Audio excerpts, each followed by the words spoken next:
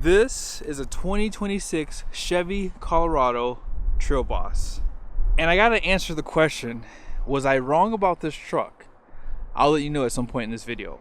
I borrowed this truck from Ken Garff Chevrolet here in American Fork. If you are in the market, be sure to ask for Brady Ryan. His number is down below, you can text him. Let's go ahead and check out the window sticker so you guys see some of the options and features on this build. At the very top is the description. White sands with a black interior. And then this is a short listing of the standard equipment. Be sure to pause to see more. Now base price is $40,500 and this only has two options, which is the Trail Boss convenience package for $24.25 and then tech package for $950. Destination is $2,095 with a total price of $45,970, and then here are the fuel economy numbers off to the side. I still stand by what I say. I do like this truck, but GMC definitely holds back Chevy. And you can really tell with the Trail Boss package. Now, if I were to go pull Keystone AT4, you would see what I mean. However, $45,000, man, if this truck was around 40, even with these options on it, I would overlook all of this. But halogen headlights, incandescent turn signals, no fog lights. And they give you the front air dam too. So is this even really considered an off-road pickup?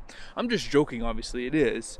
But I don't know, I think Chevy could do better. And I'm hoping when they do a refresh, they do. Now you guys see you have some blackout for this bow tie here.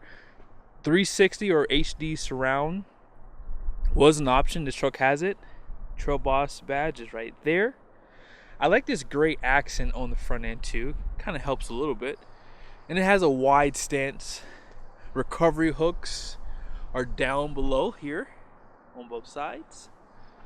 And this truck does have a pretty good suspension. 2-inch lift, double wishbone, independent, has a aluminum knuckle in there, fabric liner here. And then here are the tires, which are Goodyear Wrangler Territory ATs. 265/65 18-inch wheel, which are basically 31.6 inches tall for the tire and 10.4 inches wide. So these tires have a nice look to them, but if you want to go up to a 33, that'll only enhance the overall styling.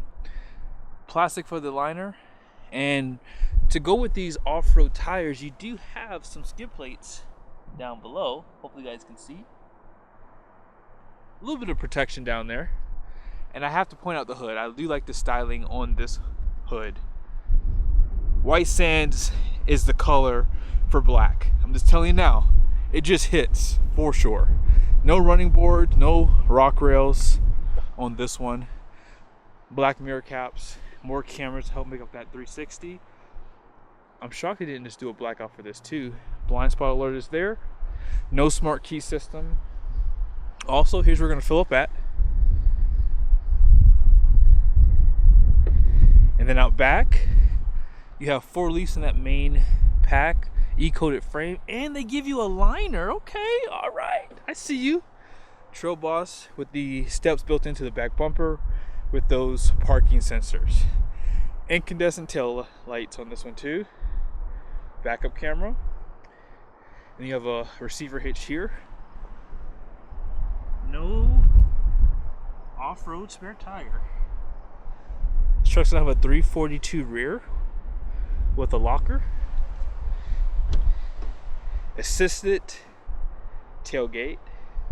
No power, no bed lights back here.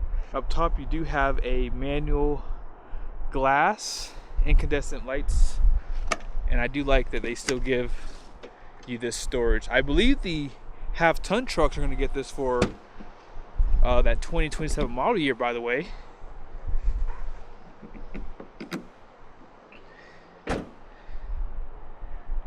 But yeah, overall, this is a nice truck. If you're looking at getting a side-by-side, you could get this instead. I'm just saying, I always mention that because when I hear the price of a side-by-side, you could do just about the same with this truck. As far as the powertrain goes, this is the only engine available. It's a 2.7 liter Turbo Max inline 4 turbo, good for 310 horsepower, 430 pound-feet of torque. All that goes through an 8-speed transmission, which I would venture to say this is probably the most reliable powertrain GM offers right now. Just saying. And in the half tons, it can tow like 8,000 plus pounds or something like that. Insane. Now, the only negative thing is it does have active fuel management, but again, this is probably one of their best and most reliable powertrains, and 430 pound-feet of torque is pretty insane. Now, one thing I will say is this: the work truck interior does work with an off-road pickup. I will admit, I won't complain in this video about that. You do have auto up and down for the driver's side, auto down for everything else.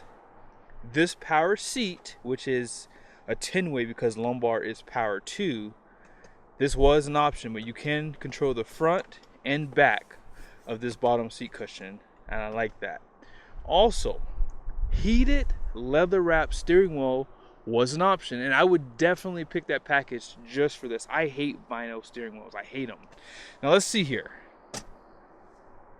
This is only a tilt, and I would have liked to have seen telescoping at this price point. Trailer brakes there. Great space up front, I will say. This seat, man, I'm 6'1", and where this seat is perfect for me. Now, these seats up front are heated. Let's hop over to the passenger side really quickly.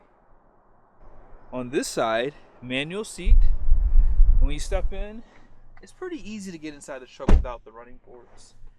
Grab handle only on the passenger side. Let's see here. No lights for this vanity, and that's okay.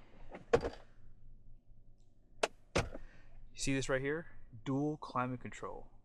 I can get down with that. Now, I did mention this had a locker out back. It is an automatic one, just like this has automatic four-wheel drive there too.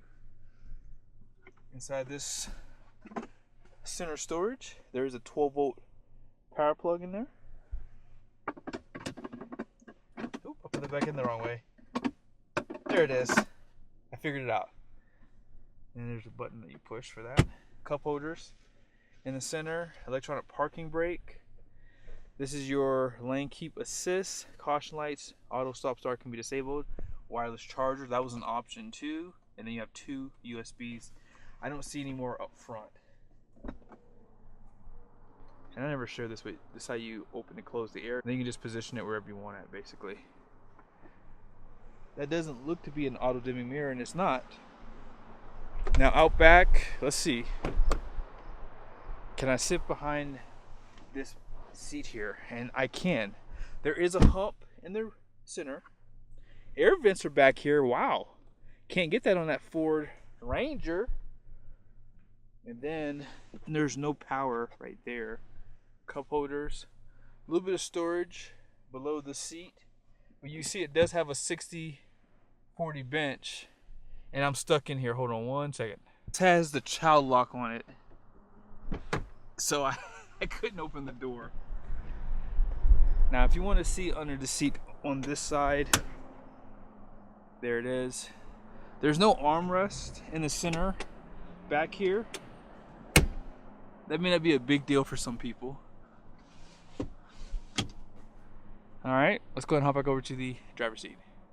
I have an 11-inch screen here and 11.3-inch screen, as you guys saw on the window sticker. So that is nice that they give you the bigger screens for sure. Push button start.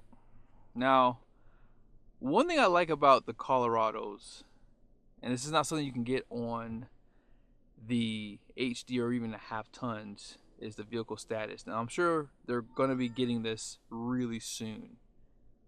But yeah, they show you your gauges with actual temperature. So it shows you the transmission temperature. Those trucks do show you that number, but they don't show you a coolant temperature, and they don't show you an oil temperature. And those are really important to have if you're towing. Now it does show you the PSI, and it shows you an actual number for that.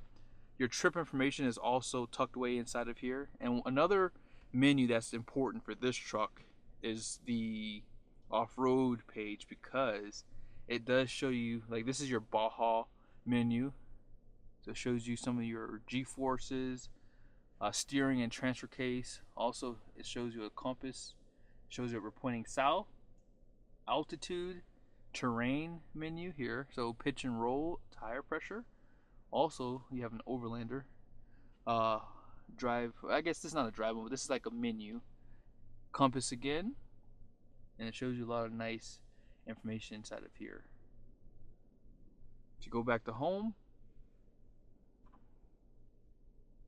sometimes I like to see my Apple CarPlay up there. If you go to settings, you can change things, but you don't have to necessarily go through the screen for some of these things because they do give you hard buttons outside of it. So for climate, some people like it on the screen. I'm pretty sure GM is still offering this because eventually these hard buttons are gonna go away. It's only a matter of time. But yeah, if you put it in reverse, this has the 360 camera. You also have the side camera views here. Also, if you're hitching up to a trailer, it does zoom in for you there. You have this for top, front, and rear. Oop, I hit the wrong one. There's the rear right there. And no heads-up display is available for this one. Also, I do like the layout of this screen. You can push information over to this screen. Like you can see the trip information is over here. That is available. This has full screen navigation. Also, my favorite one is the off-road pages. Love that. And as I mentioned, this does have adaptive cruise control. So overall, this is a nice truck. If you want to see some of the drive modes, they do show up on this screen. So you have terrain, normal, off-road, tow haul, and that's pretty much it. There's your gear limiter. And as I mentioned, full drive auto is there. Let's go ahead and check out how much payload this truck has. So here are the numbers on the side. This is your gross axle weight rating at 3,500 pounds. The rear is 3,600 pounds. 6,250 pounds for the gross vehicle weight rating and 18 by 8.5 wide wheels. All in payload capacity is right here at 1,563 pounds. 35 psi for the tires all the way around. I had an issue with my mic. I don't know what happened. I stopped using it because there was some issues, but then I fixed it, but now I guess it's not. So hope you guys enjoyed the video. If you are in the market, be sure to check out Ken Garff and American Fork. They have a lot of selection of trucks right now, and I know that Caden is looking to make deals, so be sure to check them out, and I'll see you guys soon.